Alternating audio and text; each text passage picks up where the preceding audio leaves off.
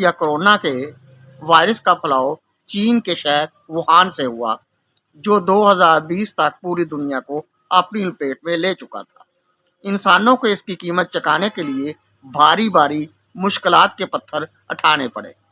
دنیا کی معیشت سکڑ گئی، کاروباری زندگی محدود ہو گیا، ہر کسی کو جان کے لالے پڑ گئے۔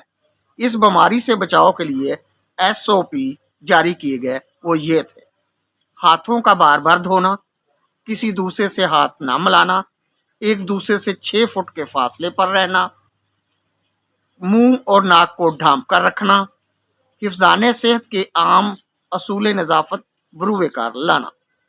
سب سے تکلیف دہ پہلو انسانوں کا انسانوں سے دور رہنا تھا۔